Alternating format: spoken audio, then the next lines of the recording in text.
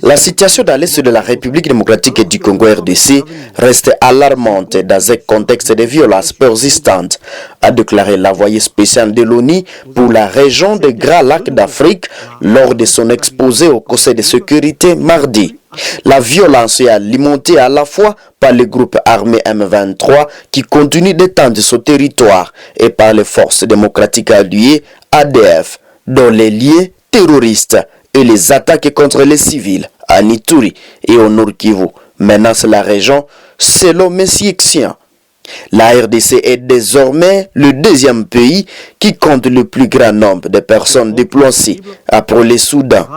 Malgré cette situation, pour la première fois depuis la résurgence du groupe rebelle M23 en novembre 2021, M. Xian voit une véritable lueur d'espoir. Madame la Présidente, distingués membres du Conseil, je vous remercie de l'opportunité qui m'est offerte de présenter le dernier rapport du secrétaire général sur la mise en œuvre de l'accord-cadre pour la paix, la sécurité et la coopération pour la République démocratique du Congo et la région. Depuis ma dernière communication au Conseil, la situation dans la région des Grands Lacs, et en particulier dans l'est de la République démocratique du Congo, est restée alarmante.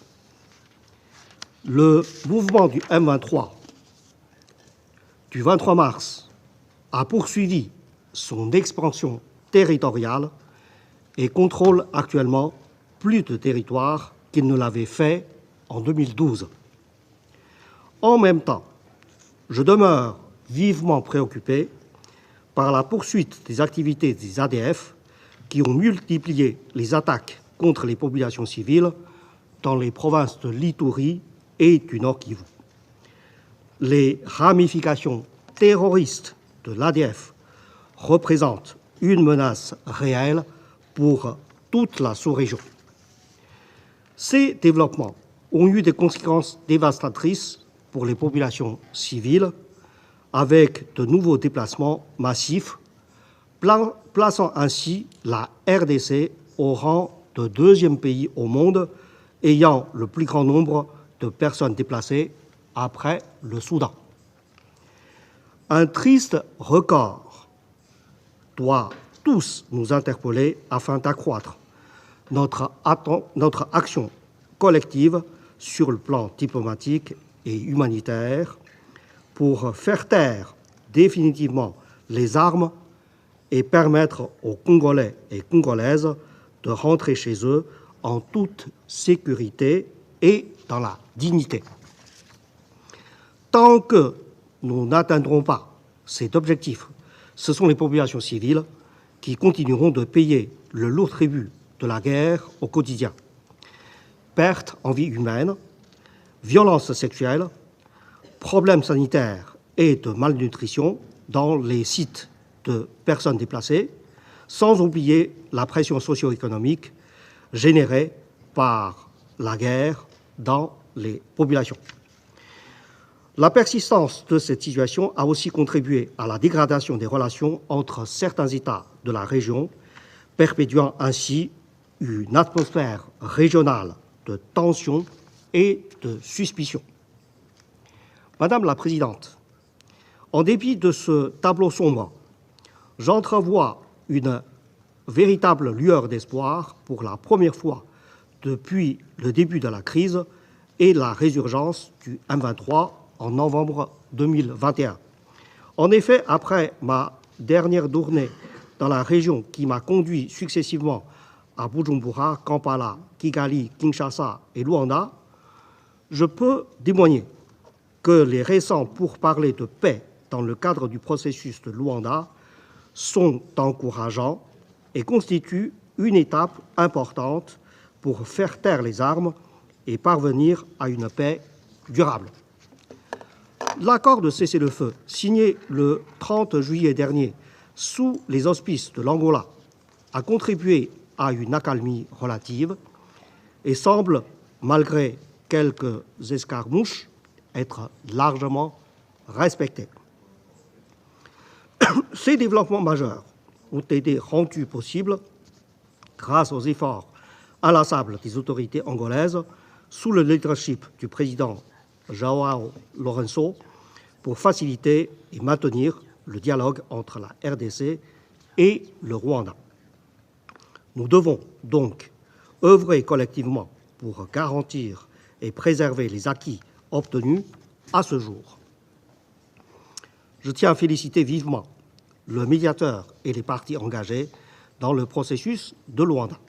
Je me réjouis également de la poursuite des efforts menés dans le cadre de la communauté de l'Afrique de l'Est, dont je salue ici l'engagement du président Salva Kiir du Soudan du Sud, en sa qualité de président en exercice de la communauté de l'Afrique de l'Est, et celui du facilitateur, l'ancien président kényan Uhuru Kenyatta, pour leur contribution à la paix dans la région et leurs efforts pour renforcer la complémentarité des processus de Nairobi et de Luanda.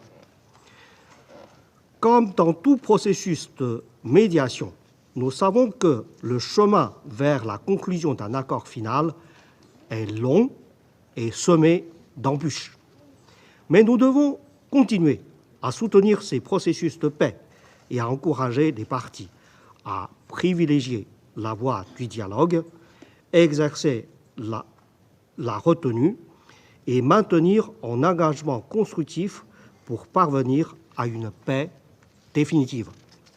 C'est dans cet esprit de complémentarité et de coordination entre les processus de paix régionaux que je n'ai cessé de maintenir des contacts avec les différents acteurs de la région, notamment les autorités, les équipes de médiation et de facilitation, mais également avec les responsables des organisations régionales et sous-régionales et les organisations de la société civile. Madame la Présidente, si des pas encourageants ont été accomplis, il reste encore beaucoup à faire pour mettre fin aux souffrances de la population congolaise et parvenir à une paix durable dans la région des Grands Lacs. L'engagement de multiples acteurs sur le théâtre d'opération, corrélé à la dégradation des relations entre les pays de la région impliqués dans cette crise, font que le risque d'une reprise des combats reste élevé.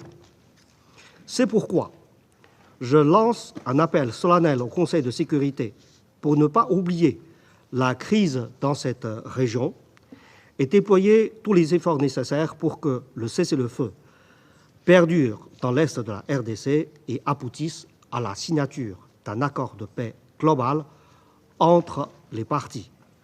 Ne laissons pas passer cette opportunité. À cet effet, permettez-moi de proposer 3 pistes que je considérais essentielles. Premièrement, renforcer la confiance mutuelle entre les parties, entre les pays de la région, pour que les efforts de paix en cours puissent donner des résultats tangibles. Pour y parvenir, je reste convaincu que tous les principaux ingrédients existent déjà. Ils sont inscrits dans l'accord-cadre qui constitue de bénéficier d'un consensus régional pour s'attaquer aux causes profondes du conflit. Nous devons saisir l'occasion du processus de revitalisation de l'accord-cadre pour donner une nouvelle impulsion à cet instrument dont le respect et l'exécution intégrale et sans équivoque de tous les engagements pris en 2013 contribueront à favoriser le bon voisinage et à rétablir la confiance mutuelle entre les pays de la région. Il est donc capital que tous les principes énoncés et les engagements pris autour de la souveraineté et de l'intégrité territoriale de tous les pays de la région, et notamment le non-soutien aux groupes armés illégaux, soient scrupuleusement respectés. Deuxièmement, renforcer l'inclusivité, notamment la pleine participation des femmes et des jeunes dans les processus de paix en cours pour assurer le traitement des causes profondes du conflit. Il s'agit notamment de créer des espaces et des plateformes pour garantir leur participation dès la conception des processus respectifs afin d'assurer un suivi et une mise en œuvre efficace des résolutions qui seront prises. Enfin, des efforts internationaux cohérents et conséquents en appui aux processus de paix régionaux et au-delà aux initiatives de développement restent cruciaux. À cet effet, la stratégie des Nations Unies pour la région des Grands Lacs, élaborée il y a 4 ans et dont le plan d'action pour la période 2024-2027 est en cours d'élaboration, demeure le cadre idéal pour structurer notre action collective et capitaliser l'appui des partenaires internationaux. Bien que le contexte régional et international reste difficile, les entités onusiennes impliquées dans la mise en œuvre de cette stratégie peuvent être fières de ce qu'elles continuent de faire au quotidien dans le domaine de la paix et de la sécurité, du développement et sur les questions humanitaires dans la région des Grands Lacs. L'une de nos initiatives phares, pour n'en citer qu'une, nous a permis de faciliter avec succès une mission de vérification de la cellule opérationnelle du groupe de contact et de coordination sur les mesures non militaires pour le rapatriement des combattants étrangers dans la province du Sud Kivu. Au cours de cette mission, la cellule opérationnelle a pu recueillir des combattants du groupe armé burundais Force nationale de libération, FNL, qui ont été désarmés et attendent actuellement leur rapatriement. L'opération a également permis de récupérer quelques armes et munitions. C'est un développement positif qui est de bon augure. À cet égard, j'invite instamment les pays d'origine à donner la priorité à l'accueil et à la réintégration réussie de ces premiers volontaires afin d'encourager d'autres anciens combattants encore hésitants à rejoindre ce processus. Je remercie les partenaires internationaux pour l'appui continu en faveur de la stratégie et leur demande de continuer à soutenir la mobilisation des ressources, ce qui permettra aux Nations Unies d'étayer les efforts diplomatiques en cours par un soutien programmatique. Mesdames et Messieurs, dans la région des Grands Lacs, on ne peut parler de causes profondes des conflits sans évoquer les efforts en cours que je soutiens pour lutter contre l'exploitation et le commerce illicite des ressources naturelles et l'or artisanal en particulier.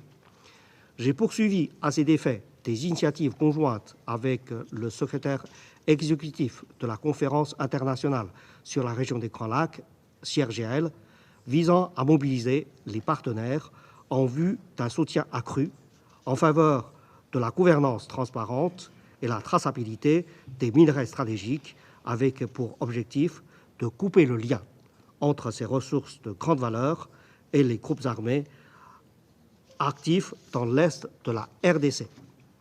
Dans les prochaines semaines, un atelier régional réunira, à mon initiative et avec l'appui de partenaires tels que la France, l'Organisation pour la coopération économique et le développement OCDE et le secrétariat du processus de Kimberley, les différentes parties prenantes au niveau mondial et régional pour renforcer l'initiative régionale de la CIRGL en s'appuyant sur les bonnes pratiques découlant du processus de Kimberley qui a eu un certain succès concernant le commerce transparent du diamant brut au service de la paix durable dans certaines régions africaines.